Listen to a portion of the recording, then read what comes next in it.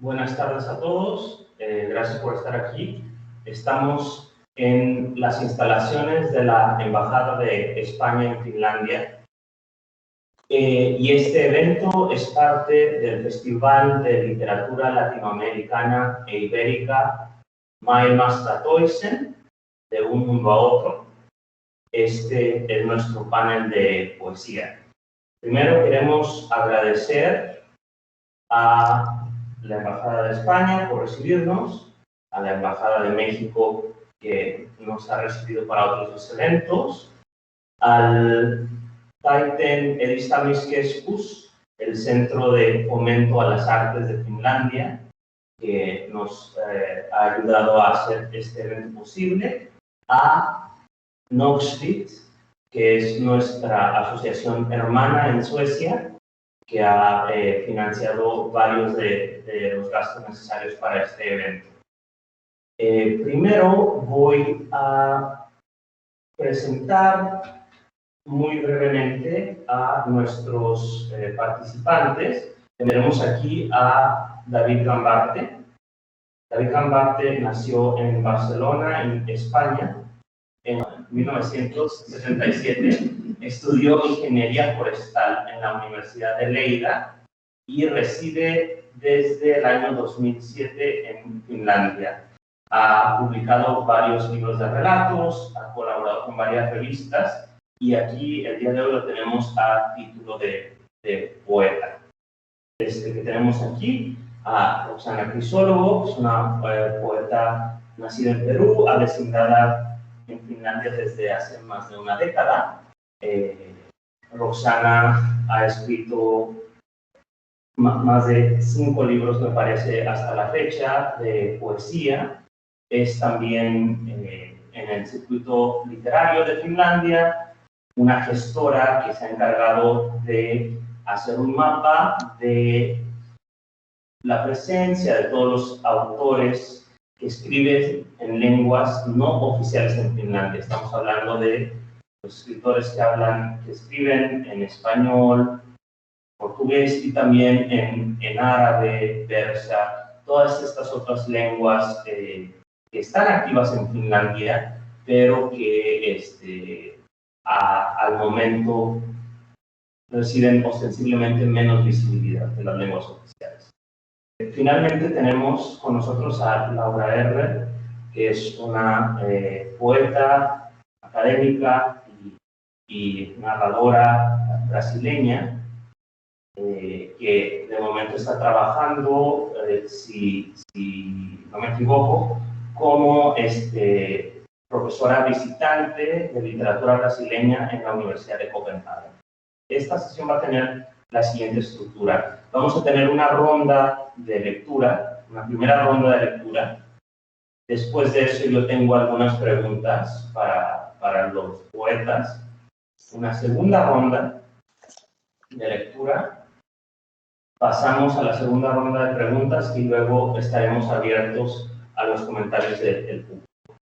Entonces, yo quisiera pedirle primero, por favor, a Laura, que está con nosotros desde Copenhague, de que comenzara leyéndonos, me parece que del libro La Retornada, ¿verdad? Sí, sí, ajá.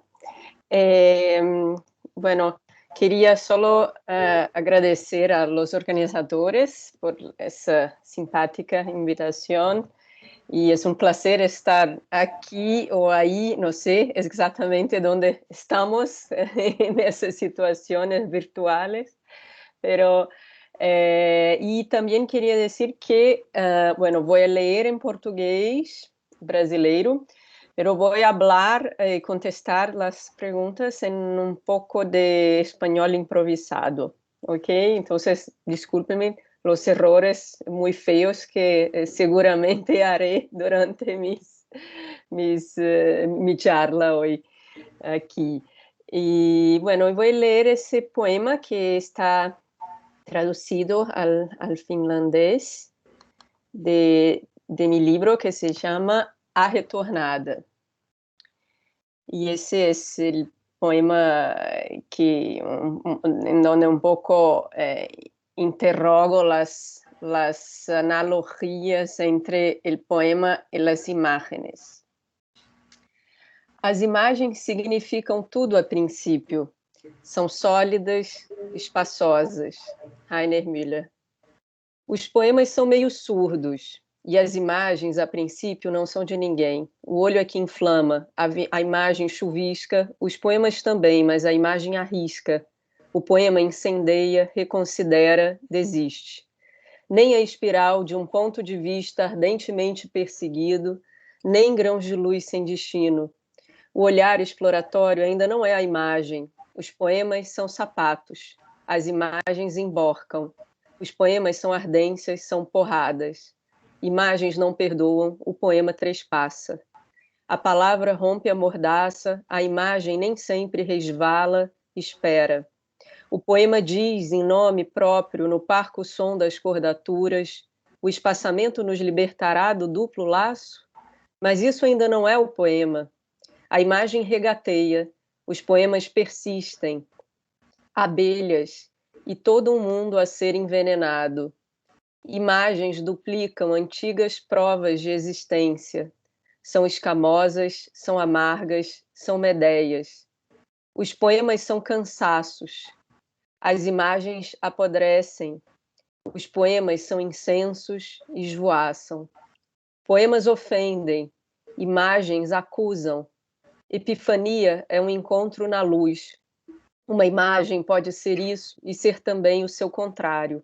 O poema alastra, a imagem recua. O poema excita, a palavra é gasta, a imagem encrua. A imagem puxa o corpo pelos cabelos, o poema, o punho, o logro. No poema eu respiro contigo. A imagem é sempre outra coisa. O poema vela, as imagens nos despojam do sudário. Tudo começa numa cova ou na chispa do artifício. A imagem trincha, o poema entumece. Acontece no silêncio de uma imagem ser escudo. O poema é de plástico. A imagem suborna, é o floema, o influxo, o caldo. Nem todo desenho é imagem. O arco do poema enverga a prosa. A imagem transtorna, vem no vento que espalha os papéis. O poema glosa. O poema é uma devassa, desce pelas coxas enquanto a imagem diz vem, é agora. O poema na sombra das coisas. A imagem cheia de moscas. Vem, é agora. Muchas gracias, Laura.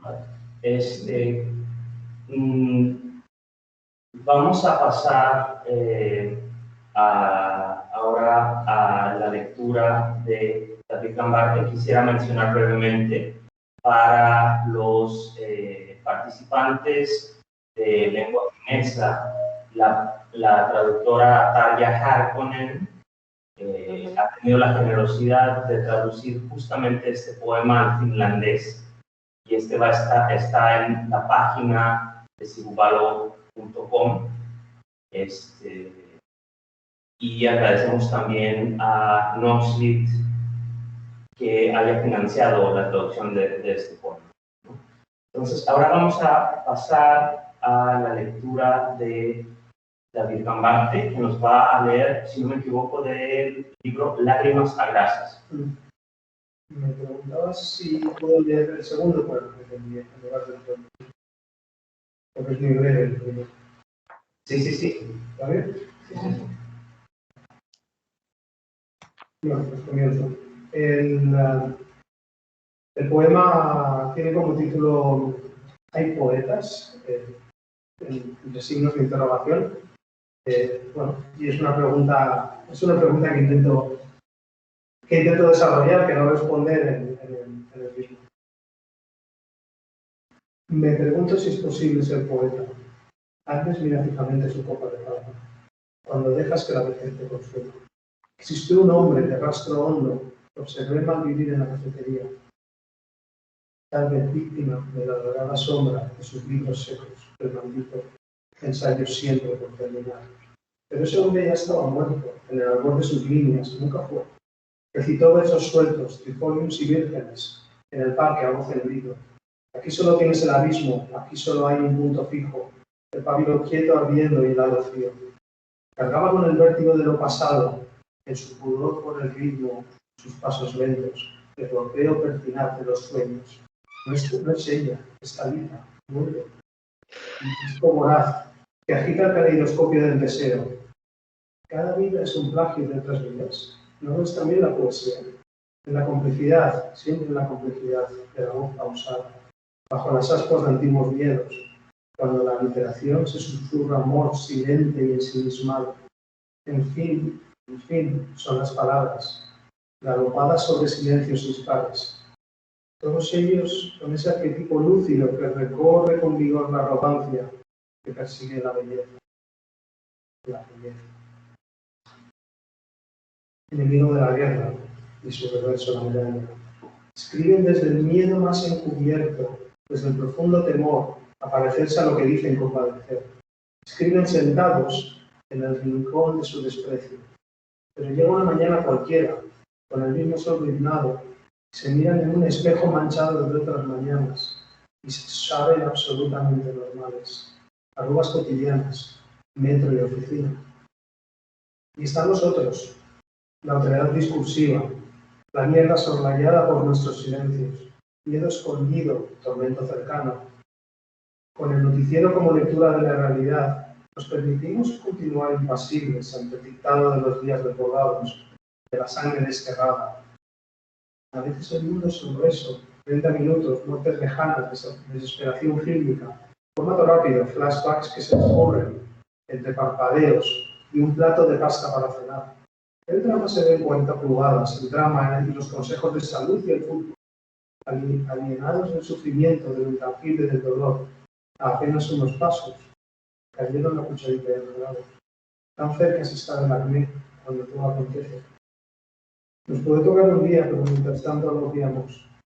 Por no pisar los sucios pies que imploran monedas para poder comer algo, para darle de comer a sus hijos, para poder comprar ropita un poco menos indigna.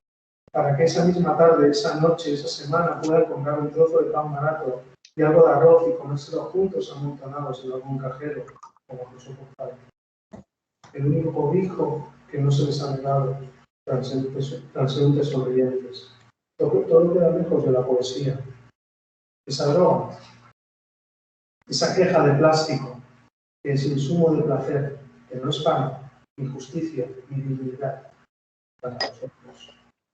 Existe un Dios que ríe en los adamascos, del altar al incienso, a los cálices de oro, que acunado en los almas, dulcemente se duerme. También hay quien se dispara en la boca, o se tira, el ser nadie, el que a nadie le importe, desde un pueblo.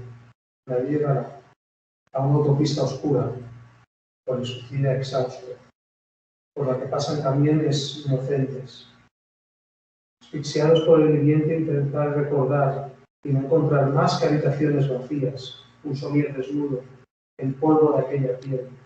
Somos lo que no hemos olvidado, la vida, y lo que no está puede tener sentido se ha derrumbado en los años infaustos, y una existencia solo sostenida por el estiaje de la adolescencia. Amaneció, y todo resultó mentira, cuando la casa se quedó en silencio. No son poetas, no hacen versos, y si lo pudieron ser, su voz está aplastada por un padre alcohólico, por un plato vacío, por el maldito caballo, por la expulsión de una escuela, por un niño invisible, por el sanatorio de Mondragón, por los libros que nunca tuvieron, por la metanfetamina, por ropa muerta en un cajón quemado, que se lanza con ellos en la autopista de Zaragoza. La ciudad está llena de seres domesticados, sufrimiento que viaja en ambulancias que ya hemos olvidado, y algunos que escriben porque no tienen valor para tirarse del grupo.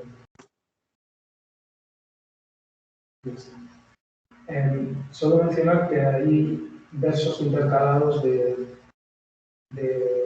Rimbaud, de Luis Eduardo Aute y de Carlos Martínez Rivas. O sea que no es plagio, lo menciono. Hay dos versos de cada uno de ellos. Muchas gracias, qué bueno que lo mencionas porque Rimbaud sí manda a sus abogados, ha sucedido. Bueno, yo digo Rimbaud, siempre he dicho Rimbaud, porque en España decimos Rimbaud. Sí, bastante.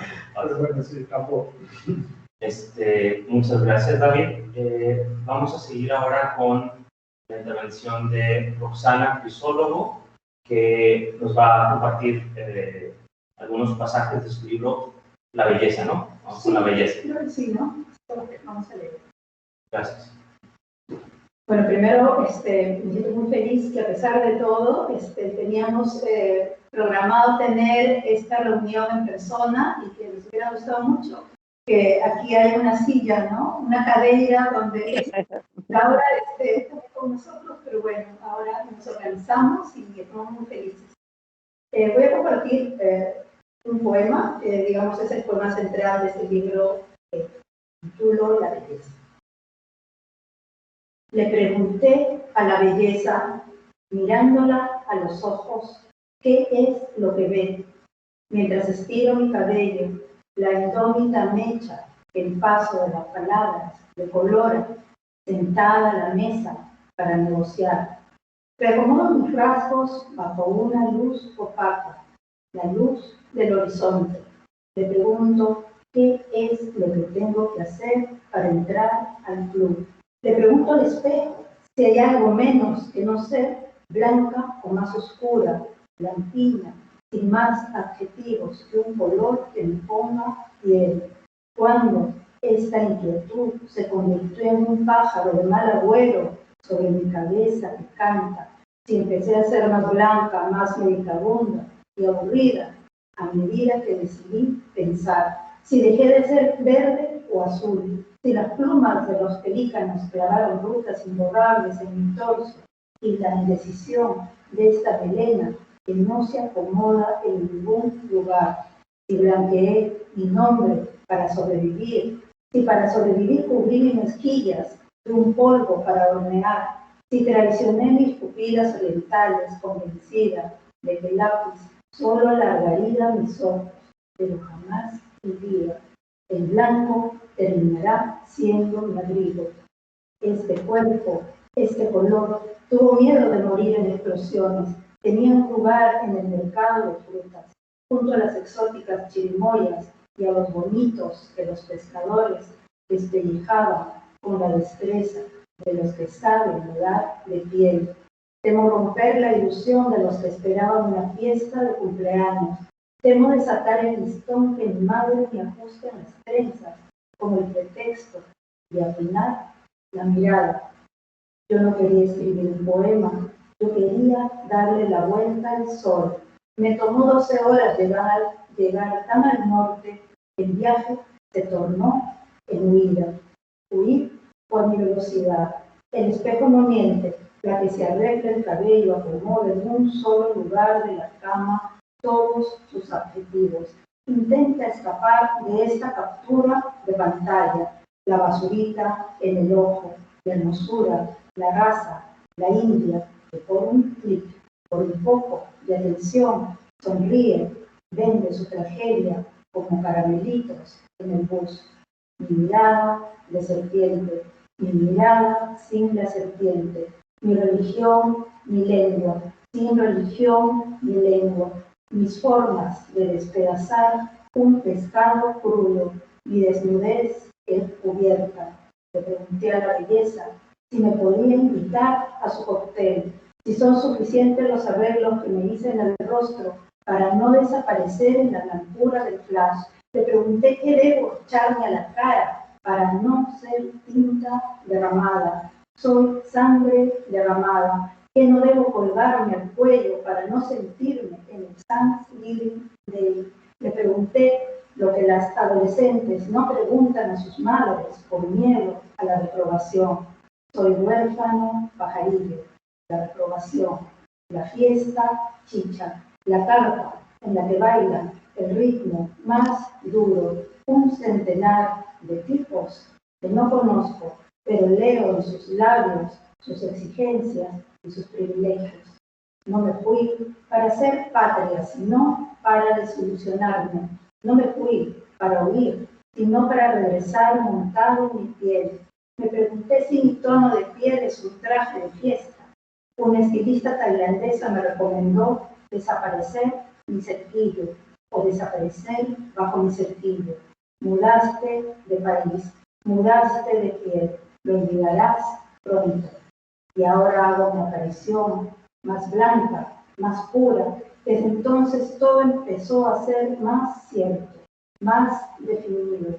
Este cuerpo respira midiendo la distancia de una palabra a otra. Quiere mantener la imagen de cintura frágil, de talle, de espina de pez, de una sinuosa carne.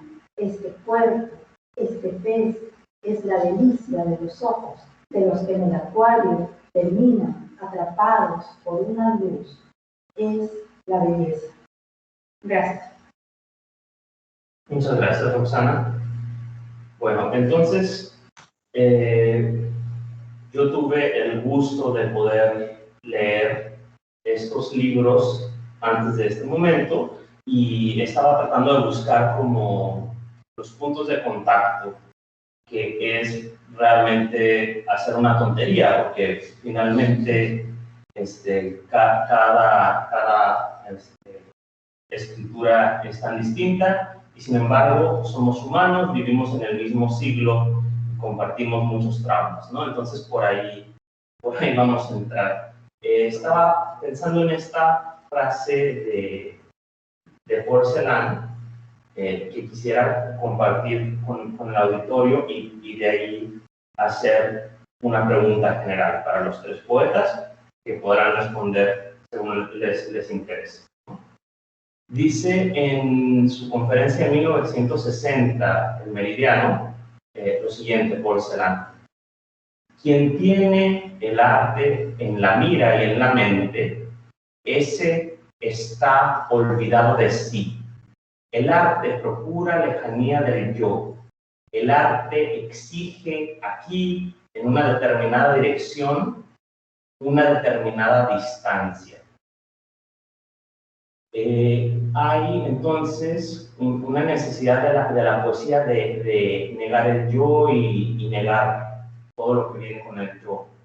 Me llama mucho la atención que en estos tres poemas que se escogieron, quizá no en el de Laura en este segmento, pero en otras partes del libro, hay siempre como una oscilación o como una tensión entre lo que podríamos llamar la belleza en los tres casos. O sea, ninguno de estos tres poetas habla de la belleza como algo ni siquiera deseable. La belleza se vuelve algo casi vomitífero. Y luego está, como en el otro polo, está el plástico, lo pedestre, lo mundano, que tampoco parece como una salvación, ¿no? Porque al final el plástico es la mierda, ¿no? Que también no nos gusta. Y siento que estas escrituras están ahí peleando entre la belleza como un ideal o como un problema y lo mundano del plástico, por otra parte.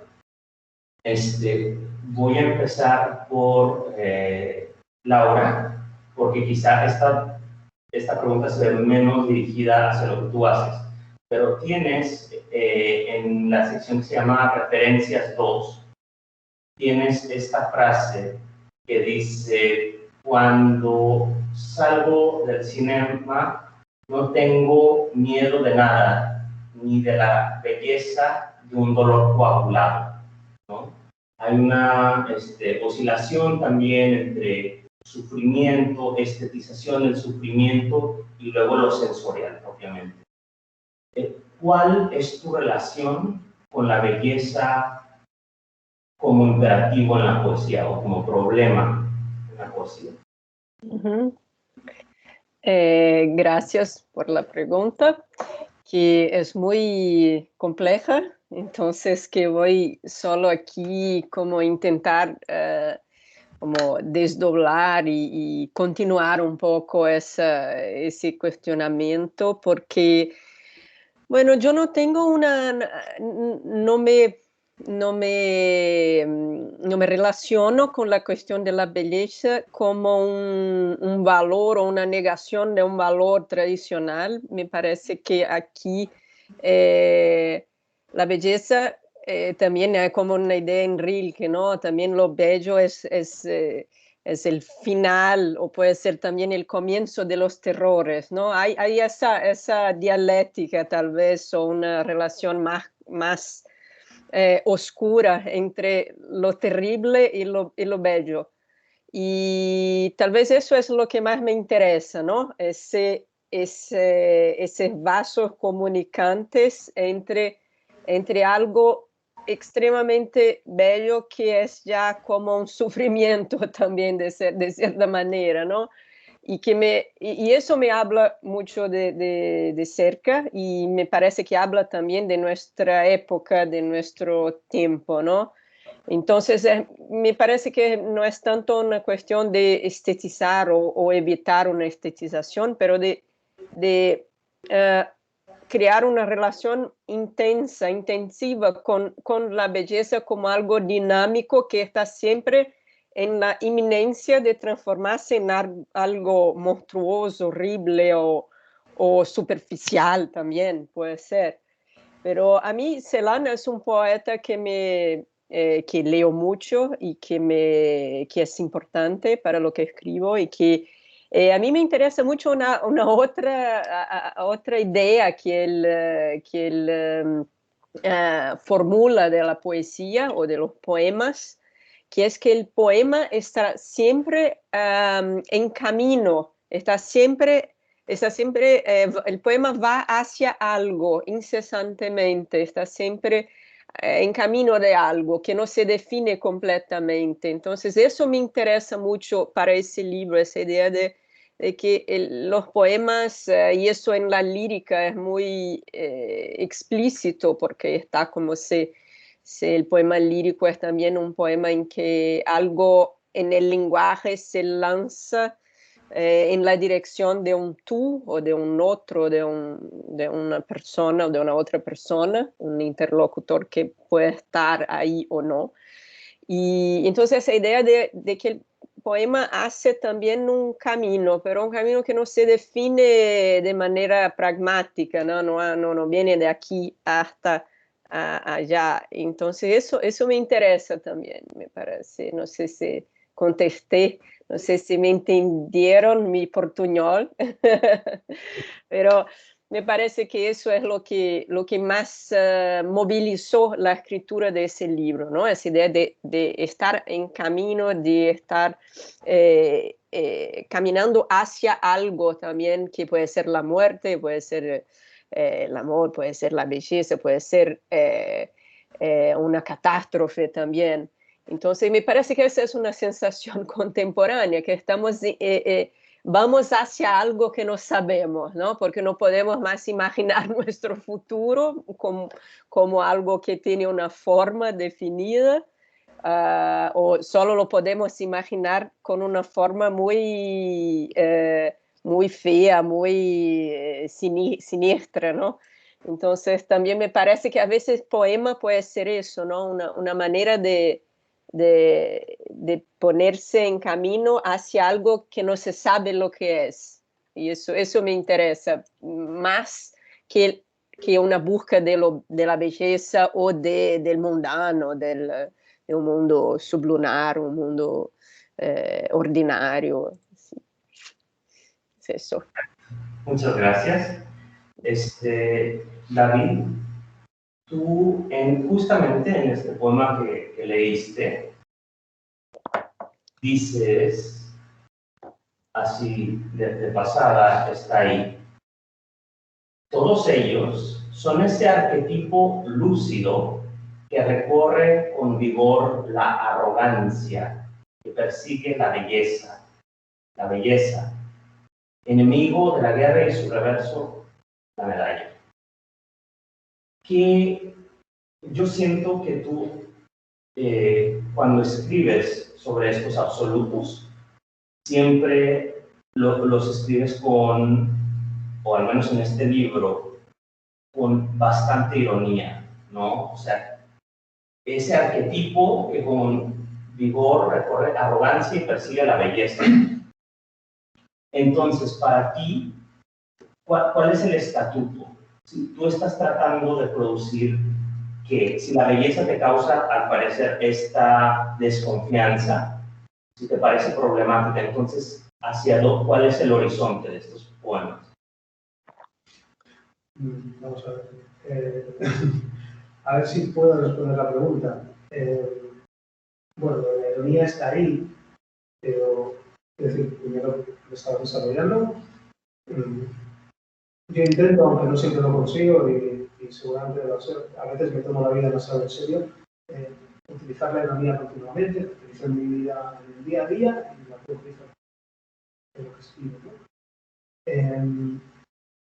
Me gustaría decir algo antes de intentar responderte, no sé si soy capaz de hacerlo bien. Es que no digo que no haya que tomarse en serio lo que escribo, pero hay que tener en cuenta que yo, cuando escribo, sobre todo poesía, lo hago como una forma de exploración. O sea, yo no, a pesar de la contundencia de algunos versos, no estoy intentando dar por sentado lo que estoy diciendo en los versos. Estoy planteando preguntas, no intento llegar a ninguna certeza. Intento plantear preguntas continuamente. Me voy a poder llevar la contraria, seguramente en el mismo poema hay versos que pueden ser contradictorios desde mi lectura personal, ¿no? Con mi mirada. En un mismo libro de poemas habrá poemas que son contradictorios. Y yo intento contradecirme a mí mismo continuamente.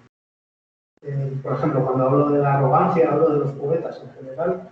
Pues evidentemente yo no creo que los poetas sean arrogantes. O sea, no puedo decir los poetas son arrogantes. Ahora bien, puedo decir que hay una forma de arrogancia en todos nosotros, quizás, no sé, igual estoy equivocado, en esa búsqueda de la belleza, ¿no? En lo que es también la poesía, esto de la escritura desde la belleza y en la búsqueda de la transmutación del sentimiento en el papel. Hay algo de arrogancia teniendo en cuenta lo que hay en el mundo a nuestro alrededor, ¿no? O sea, digamos que la búsqueda de la belleza es un lujo que nos podemos permitir. Y no todo el mundo se puede permitir ese lujo, al menos no en el día a día. Y algunos tengo la fortuna de poder permitirme escribir y leer y buscar escribir versos bellos o buscar escribir versos que lleguen, ¿no? Como aquello de un libro aquí de Borges, que decía que el verso tenía que llegar, ¿no? Que cuando el verso valía, el verso que valía el verso que llegaba, pues no todo el mundo tiene la capacidad de poder hacer eso. Hay gente cuyas vidas no les permite ni siquiera ese rincón en el día, ¿no? Entonces, por eso hablo de arrogancia, porque aunque no digo que la poesía es arrogante, aunque hay gente arrogante, evidentemente, que no escribe poesía también, lo que digo es que sí que hay una forma de arrogancia en esa búsqueda del poema. Y luego los versos del enemigo de la guerra, los versos de la guerra no son versos míos, son versos de Luis Eduardo Aute, que le robo de una canción La Belleza. Que así comienza, de hecho, la canción. Y bueno, no sé si te he respondido, la verdad, pero me he enrollado un poco. Pero... No, y lo que creo que queremos es enrollarnos juntos, ¿no? Porque no hay más que, como decía Borges también, yo nada más vengo a ofrecerles mis perplejidades, porque no hay más que eso, ¿no? Pero sí que son palabras o problemas, ¿no? Que están en lo que escribimos ahora, por más que buscamos otros ejes para escribir, pero están, ¿no? Ahora, yo quiero hacerle la misma pregunta a Roxana, teniendo en cuenta que ella tituló a su libro La Belleza, y que el primer momento en que dentro del cuerpo del libro la palabra aparece es en el, no sé si es un subtítulo o es un título de poema, pero dice, aquí homenajeamos a la belleza peruana, ¿no? Está como la intersección ahí entre la problemática de la belleza como tal, la estética en la literatura, también la estética del cuerpo y lo que eso significa como política, y como una circunstancia nacional y todo ese desmadre, ¿no? Bueno, esto es un desmadre, ¿no? La verdad que sí, escribir poesía en realidad es así bastante, es como bucear, ¿no? En un mar lleno de peces, de colores. En este caso, este libro es como, bueno, yo siempre me planteo escribir como una continuación, ¿no? Creo también en esto, el poema no termina, ¿no? Continúa y de alguna manera creo que yo estoy escribiendo lo mismo, pero de otra manera. Es como que me hubiera faltado un punto, un tópico, y quizás ahora lo estoy desarrollando de esta manera, y quizás ahora en este libro es más corporal, más físico, todo está mucho más personalizado. Yo siempre traté de ser lo más así como alejada del poema, porque pensaba que era muy arrogante quizás estar hablando de mí, de mis sentimientos, entonces trataba de desdoblarme en diferentes espacios o personajes y todo, ¿no? Yo siempre quise escribir narrativa, pero no lo hice, y quizás por esa razón también creo que en mis poemas siempre estoy narrando cosas. Y también esto viene de la tradición antigua, ¿no? La tradición antigua prehispánica, que los poemas no eran los poemas eran historias, ¿no? Eran grandes gestas. Y entonces cuando yo empiezo a escribir, siempre pensé que la gran heroína de mi poema va a ser mi mamá. Y porque digo, ¿por qué mi mamá? Porque mi mamá, pues, es una persona muy interesante, con muchas aventuras, y quiero crear una especie de mito alrededor de ella, y entonces escribo, ¿no? Entonces este libro es en alguna parte mi madre en un desierto con muchas hijas, sin agua, y luego todo este contexto de racismo, de decir que es bello, que es feo, que debe ser, que no debe ser, cómo se debe escribir, cómo se habla español, cómo no se habla. Entonces, un editor me dijo, esto es un libro de la belleza, esto es un libro de la fealdad. Y bueno, nosotros los limeños siempre vivimos con eso de que nos dicen, no, ustedes son de una ciudad muy fea, ¿no? Lima debe ser la ciudad más fea de Latinoamérica, ¿no? Entonces, en el libro yo trato de divertirme con esa idea, ¿no? Que llega a ser tan feo que es hermoso. Eso, ¿no? eso. Es hermoso, las arañas, la bulla, la precariedad es hermosa. No quiero decir que todas las injusticias que se dan en este terreno de precariedad son hermosas, no, pero tiene su belleza. Sí, y vuelve como a la idea que planteó Laura de los vasos comunicantes, ¿no? Que viene de Rilke, ¿no? Sí, que lo sí, terrible sí. y lo bello parecen como se parecen. se parecen. Eso, sí. Ok. Bueno, me dan ganas de seguir platicando más, pero vamos a hacer otra ronda de lectura, si les parece bien. Ok, nada más por ser aleatorios, cambiemos el orden, si les parece. Sí. Entonces, ahora vamos al revés. Entonces, Roxana, David y Laura.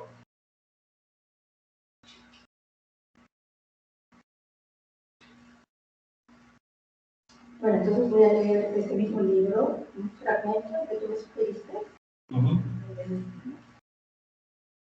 Este poema se llama Mugre, justamente, el que está hablando se llama Mugre.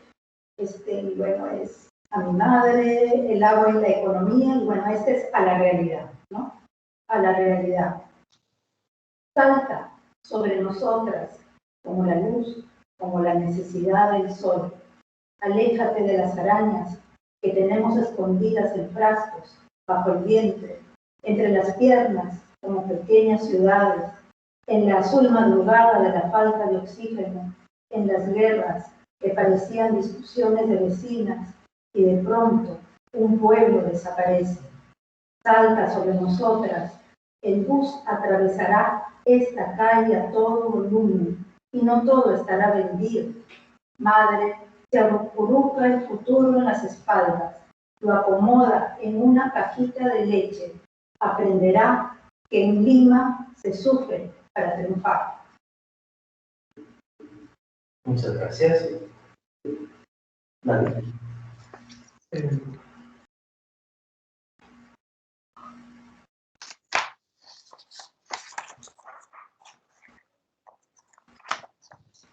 Bueno, voy a leer un poco. Se titula Las postales. Salir del portal de casa cuando el día quema, con las palomas arrastrando su soledad por las aceras, pasos cortos alrededor de los plataneros, sombras de la arrabal. Sabía que llegarías tarde, pero llegar 20 minutos después de las 3 no es exactamente. Miramos en silencio. Hay tanto que hablar y podemos hacer tan poco. ¿Cómo están los papás? Levantas la cabeza. Yo trabajo por el peso de tu silencio. Pasan niños. Nosotros pensamos que deben ser felices, y juzgando por sus ropas, juzgando su forma de correr como huyendo del mundo, sus ojos fieros que miran la ciudad aún lejos de la ciudad. Es posible que sus padres sufran para que existan. ¿Cuáles han sido los edificios de nuestra infancia? Negruzcos, con esta resignación a la lluvia, este temblar inmóviles en esta ciudad desasida de sí misma. Entramos en el bar Caracas, pedimos 2 cafés cortados. La cafetera suena con la elocuencia de la memoria amontonada. El televisor es un grito desordenado. Un camarero conversa con otro cliente y le dice que la ciudad más guapa, la más bella del mundo es Barcelona. Se miras y no sé qué decir. ¿Barcelona? Esta Barcelona. Pasan unos segundos antes de que me atreva a contradecir. La de las postales, Luis. Esta no, la de las postales. Muchas gracias. Sí, Por favor. sí. Bueno, voy a leer un otro poema de ese mismo libro, A Retornada. Era un poema, no un poema tanto de fraseado, mas em versos. Se chama O Poema da Lâmpada. Um poema pode começar por uma bobagem. A morte pode se afastar, ressurgir na voz da sabiá laranjeira, na chuva que molha o cascalho, e não pode ser rasgada. Rumor de um vento que expulsa e não pode ser rasgado. O cheiro da água invade a casa, mexe no chocalho da criança, espalha os papéis, nossos fluxos da alegria e do medo. Interrompa o seu sorriso enquanto abrimos o mato, descemos lances de escada, pedra calcária onde nada brilha demais ou se oculta. Na noite, saem besouros, alados, uma luz de fadas acende a lâmpadazinha de Bulgakov, ligada por Baí, em outro livro, que nos persegue feito um gato. Reconheço os dias que passam no tom da tua voz, a calma no lugar da dúvida, um junquilho, un cravo. Es eso. Muchas gracias.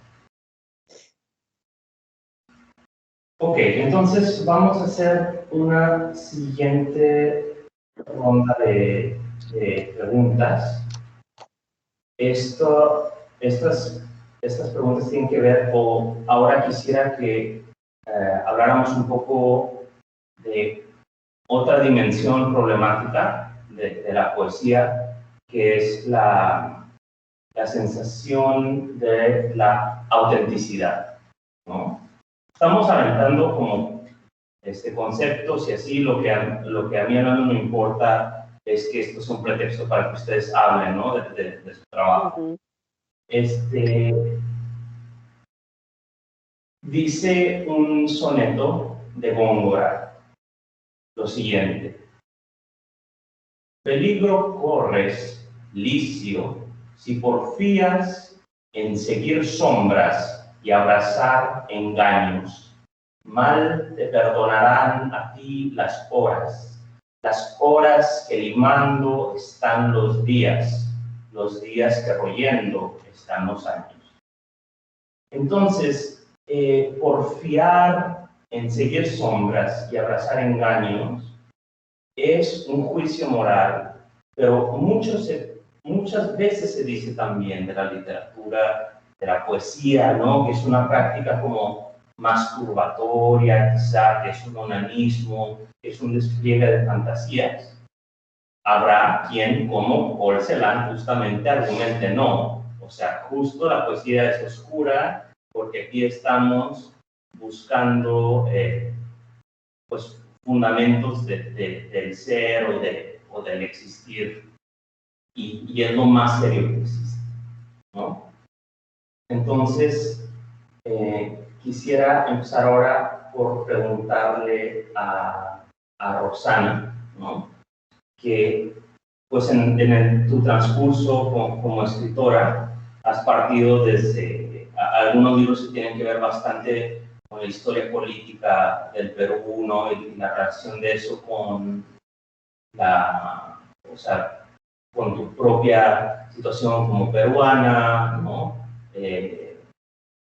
Y luego ahora en este último libro vas hacia algo, como tú dijiste, donde aparece más tu biografía, o sea, para decirlo de alguna manera. ¿Cuáles son esas sombras con las que tú te estás peleando ahorita? ¿Cuáles son esos engaños que tú estás abrazando después de este libro? ¿Cuáles son esas sombras que te aquejan ahorita en tu literatura? ¿Cuáles son las sombras? Para mí siempre ha sido bastante importante. Yo he sido de ese tipo de poeta que he sido muy conectada con la realidad, porque de alguna manera mi contexto me obligó a estar muy conectada con la realidad. Entonces, todo era muy inmediato, muy acelerado, ¿no? Entonces, eso a mí de alguna manera me limitó para, de repente, para ir a esta dimensión de soñar, ¿no? Para mí escribir un poema de cosas soñadas era muy difícil. Yo no podía escribir de cosas. Aún ahora me cuesta, o sea, digamos, escribir un poema de un arcoíris, de un paisaje, no lo puedo. O sea, estoy tan, ¿cómo te digo?, amarrada de una manera, y por eso escribo también, y por eso cuando yo digo que escribo también como un poco para liberarme de esa soga, de esa raíz que tiene de alguna manera ahí bastante clavada, ¿no? a ese desierto de la costa del Pacífico, en Lima, ¿no? Entonces, quizás si hablamos de sombras, yo no sé, pero, o sea, porque también hay una relación de amor y odio hacia eso, adoro eso, entonces tampoco de alguna manera quiero escaparme de eso, ¿no? Pero creo que trabajándolo, poetizándolo, creo que eso de alguna manera me lleva a caminar, ¿no? De repente a atravesar eso, ¿no? Quizás lo que tengo que hacer es atravesarlo simplemente, transcurrir y seguramente salir de ahí, ¿no? Salir de ahí. ¿Cómo he salido, cómo he dado ese paso para salir, hablando de mi vida, ¿no? Personal, ¿no? Burlándome de muchas cosas? Yo no he sido nunca muy irónica, pero sí soy bastante irónica, ¿no? Eso creo que esas cosas han sido mi sombra, ¿no? Si a eso te referías en cuanto a los temas, ¿no? Y por supuesto, en los últimos años yo decidí que voy a leer muchas escritoras mujeres. Yo creo que eso me ayudó muchísimo a mí para poder también encontrar, no te digo luz, sino para encontrar de alguna manera cierto terreno donde pisar, ¿no? Porque de alguna manera tenemos una educación bastante orientada hacia leer muchos autores hombres, y de alguna manera pues hay cosas que son diferentes, que sinceramente un autor, yo no voy a encontrar un autor, pero a mí me ha servido mucho, por ejemplo, leer más autoras y es algo mujeres, poetas, narradoras también, y eso creo que ha sido bastante bueno para mí. También yo lo recomendaría. No digo que leer solamente mujeres, pero también, o sea, leer de todo, o sea, ¿no? Pero hay que reconocer que mucha de nuestra formación va por allí, ¿no? Yo cuando estudié literatura no había ninguna sola autora mujer. Tampoco había ningún autor, tampoco había, llevábamos literatura quechua, por ejemplo, que hispánica no llevábamos. Entonces tuvimos que hacer una huelga para llegar a esa literatura. Entonces, digamos que más o menos, yo creo que cada uno tiene un proceso, y el proceso ha ido por ahí. Sí, o sea, estar en Perú y no leer literatura quechua es un engaño, ¿no? Es un engaño tremendo, ¿no? Porque tú sabes celán, tú sabes, pero no sabes lo prehispánico, es como que te están enseñando la mitad de todo, ¿no? Entonces, así como negarse también a leerlo. Porque no quería leer el Cid Campeador, o sea, no, si no hay esto, no vamos a leer, vamos a llevar el Cid Campeador. Claro, Sí. pero es que eso sucedió en los 90, inicio de los 90, en la Facultad de Literatura de San Marcos, en Lima, pero era parte del proceso que tenemos, ¿no? Ahora también. Sí, que es un proceso como de tratar honestamente de ampliar más la mirada, ¿no? Básicamente. Muchas gracias. David, en Lágrimas a Gracias se manifiesta de manera bastante literal una relación problemática con el paso de los años, una sensación de que la vida no ha sido auténtica. Mira, hay algunos momentos donde dices cosas como la siguiente.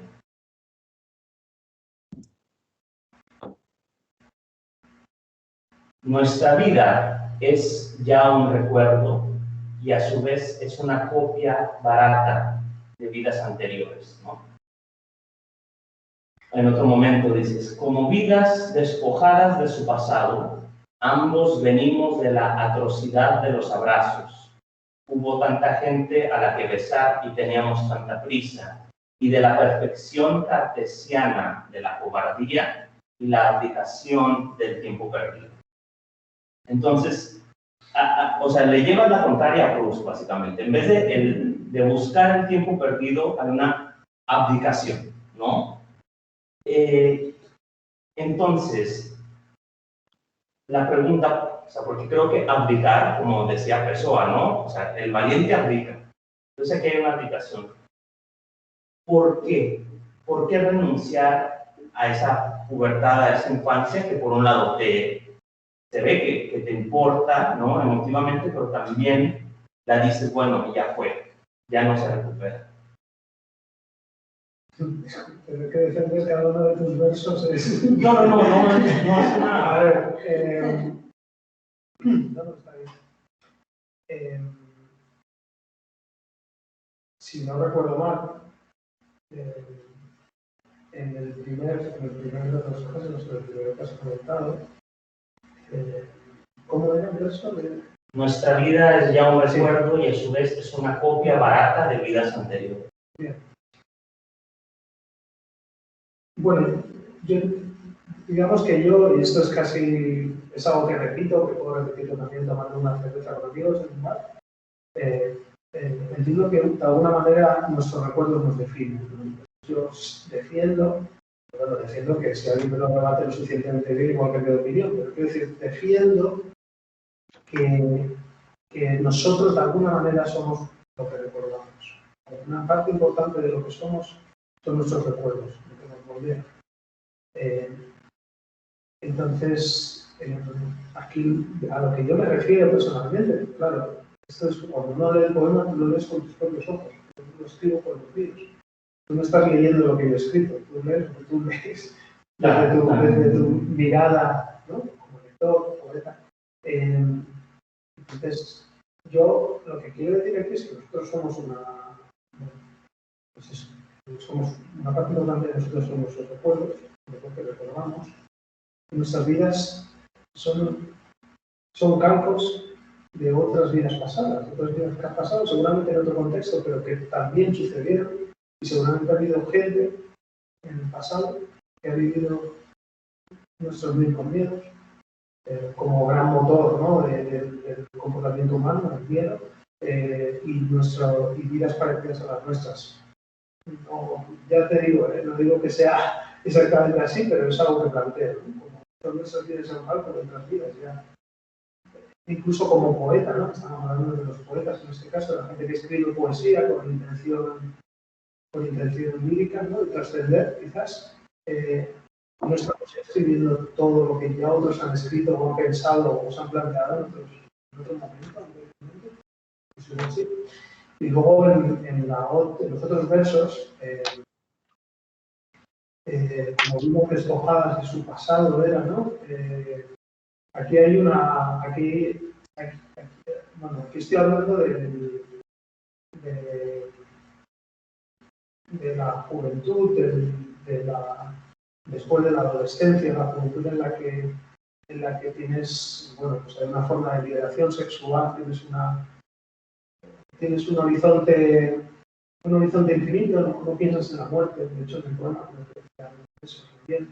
No hay un planteamiento sobre, a no ser que has tenido una vida muy desgraciada, cuando tienes 20, 22 años, la mayor parte de la gente no tiene el horizonte de la muerte delante de ellos. En cambio, yo, por ejemplo, ya con 43, que tampoco, no tengo 103, como había dicho al principio, pero 43, quizás porque soy padre, tengo un horizonte claro ahí, y me lo planteo y pienso en ello, y me da miedo, y siento muchísimo miedo.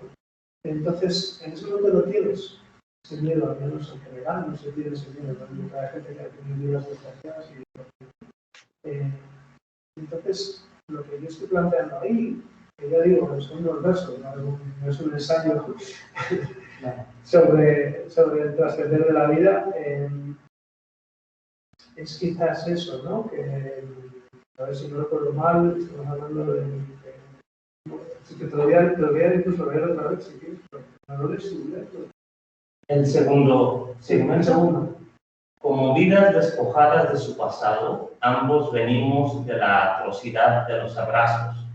Hubo tanta gente a la que besar y teníamos tanta prisa. De la perfección cartesiana de la cobardía y la aplicación del tiempo perdido.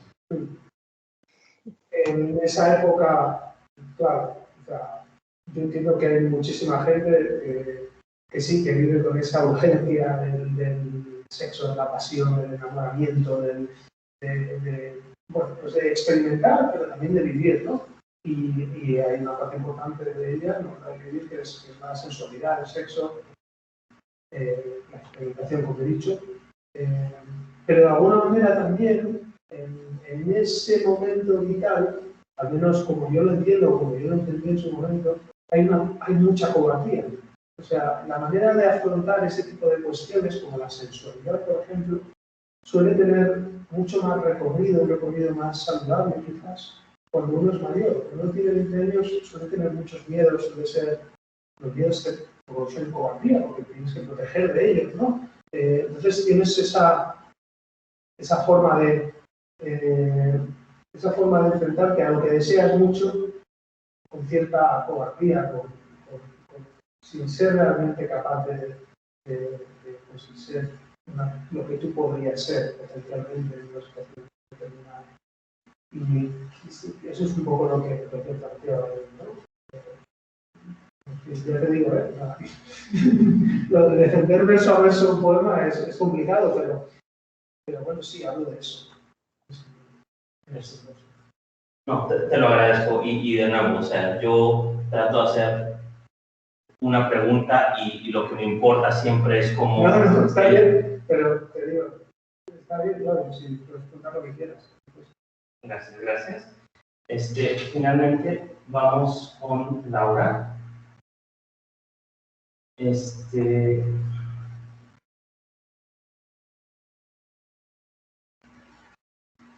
Ok, para Laura la pregunta es un poco más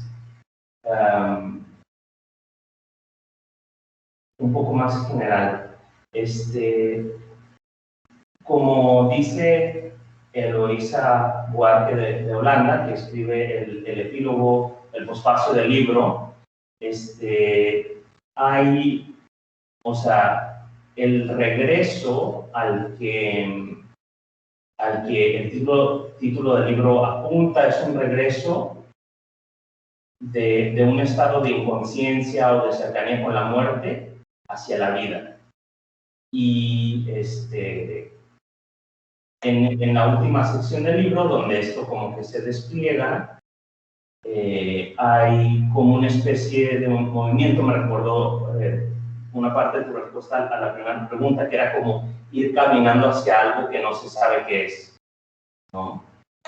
La sintaxis de esa última parte se siente tensa e incompleta. Me recuerdo mucho a Hospital Británico de Biel Temperley, que es lo mismo, ¿no? O sea, después de la lobotomía, ir hacia la luz.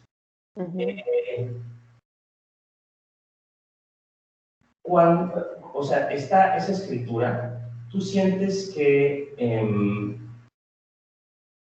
estéticamente tú hubieras podido llegar a este tipo de lenguaje sin esa experiencia, o tú sientes que al nivel más textual esa poesía, esa manera tan bella pero muy siniestra de describir el regreso hacia la luz, ¿tú crees que eso tiene que ver con la experiencia somática o viene más como de un aprendizaje del oficio de escribir?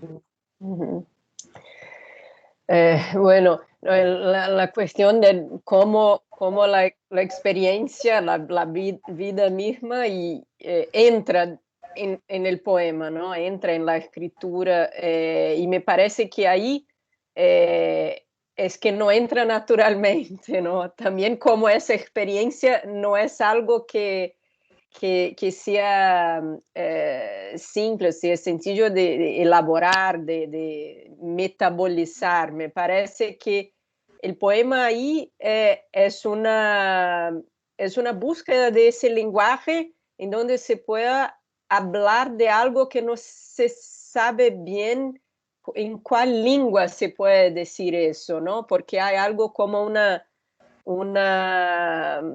un colapso del sujeto que no es más nadie. En aquel momento más extremo hay como una pérdida de sí mismo, ¿no? Hay como una experiencia extrema, ¿no? De no ser más nadie. Y que es eso que el poema está buscando. Entonces, esa forma más como inacabada, abierta y rara, la sintaxis un poco así tuerta, tiene que ver con eso que no toma una forma muy clara. Es como hay algo como una confusión entre lo que el cuerpo siente, las imágenes que emergen y lo que uno puede pensar a posteriori. Entonces hay todo ese problema de que ¿cómo es eso de morir sin morir, ¿no? Una muerte que no se termina, que no se realiza completamente, que no se concretiza, pero que se muestra de alguna manera, como que el poema de Roxana habla de mirar la belleza en los ojos, y bueno, hay como que eso evoca esa idea de mirar la muerte en los ojos, pero ahí en el poema la muerte es algo como muy suave al mismo tiempo. Entonces eso es es algo terrible, pero muy suave. Es una experiencia de una leveza, una sensación de suavidad, de no tener más, y de no tener más sensaciones. Eso es lo más difícil. Entonces me parece que es una búsqueda de un lenguaje que sea capaz de decir eso, pero sin encerrar esa experiencia en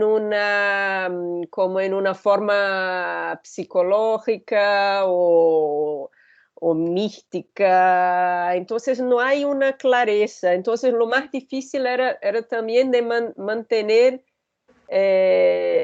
ese poema en una situación un poco rara, un poco de algo que no se explica, que no está ahí para ser interpretado, pero está ahí para mostrarse, ¿no? En forma de un poema que... Y también la idea de la repetición, ¿no? Porque hay como que de la experiencia traumática, claro, ahí, de volver siempre a ese punto extremo, ¿no? Para intentar como que entenderlo internamente, pero no entender en el sentido de interpretarlo, no sé, no hay una... Me parece que el lenguaje es la respuesta, ¿no?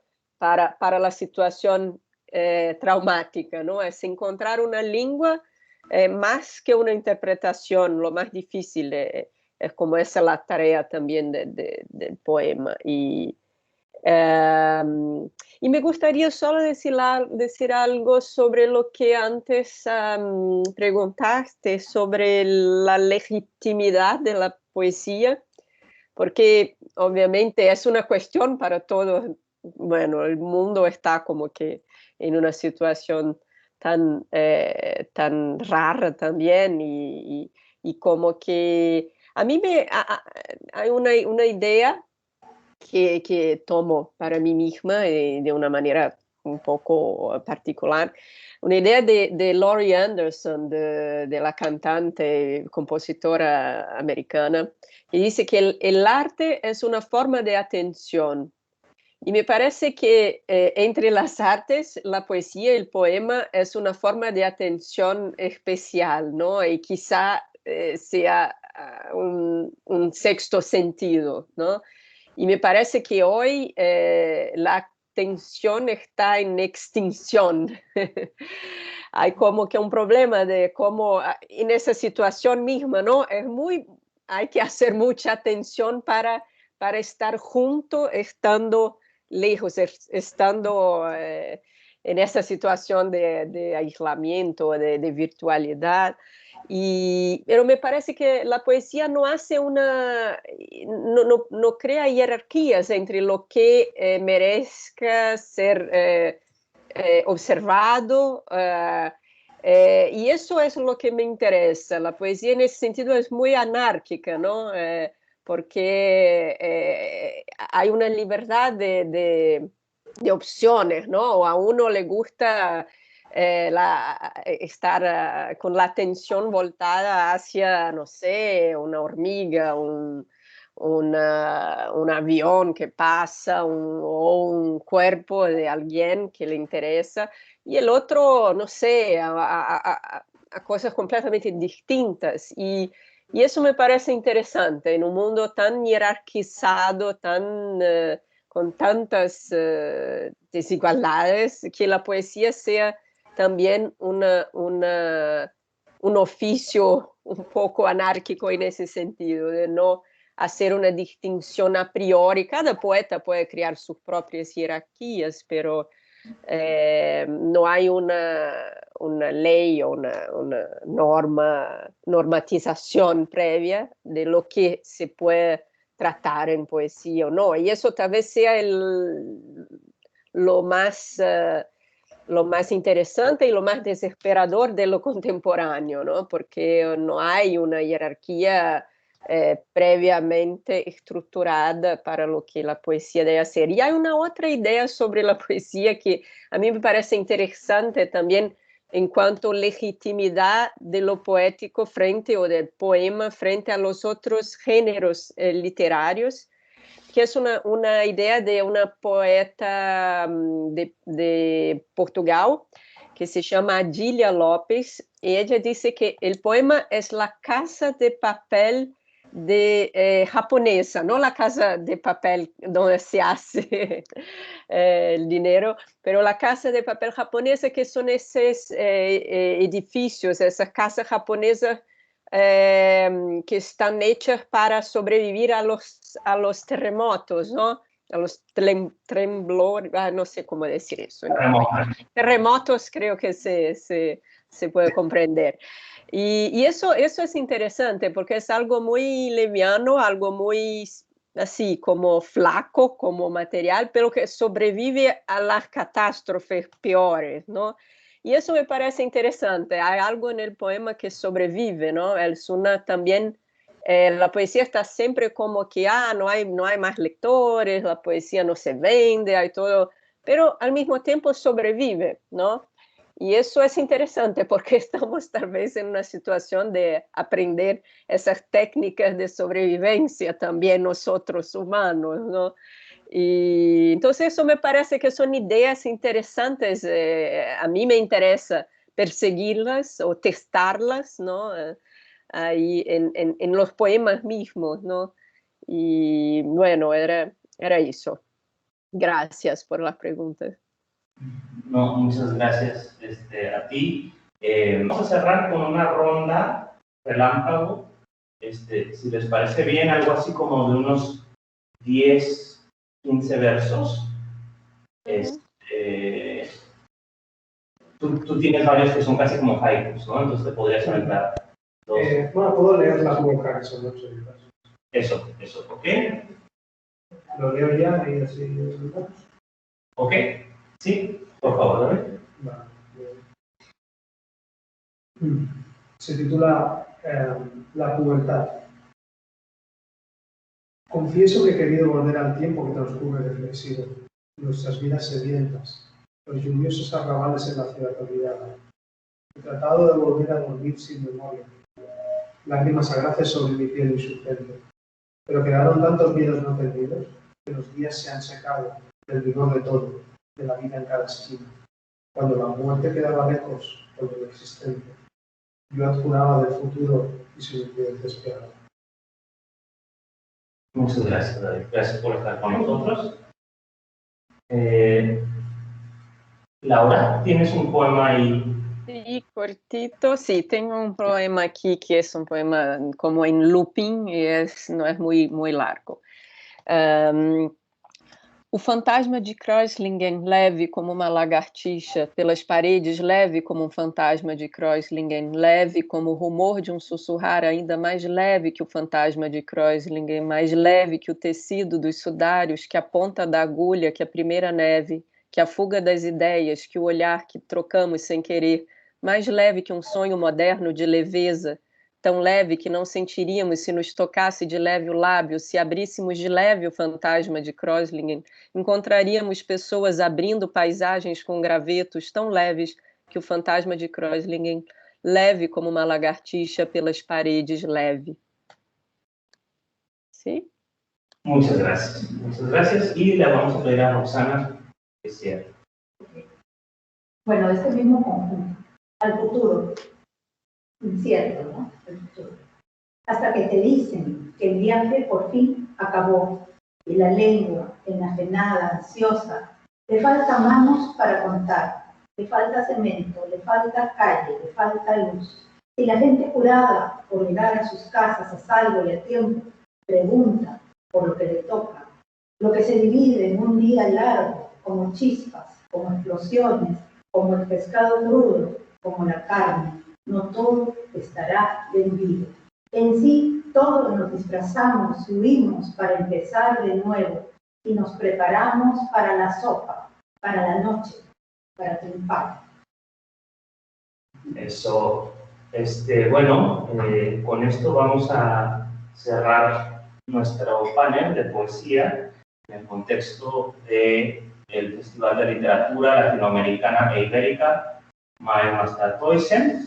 De nuevo queremos agradecer mucho a la Embajada de España, que en medio de toda la cuarentena y todo el miedo y la clausura de los espacios, se tomaron el tiempo de armar esta logística compleja y a mantenernos a salvo y distanciados.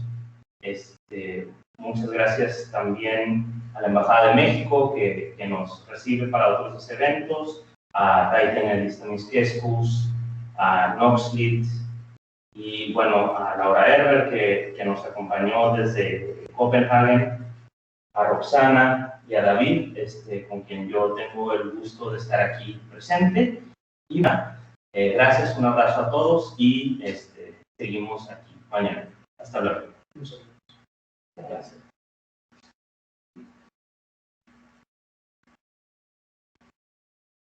Chao.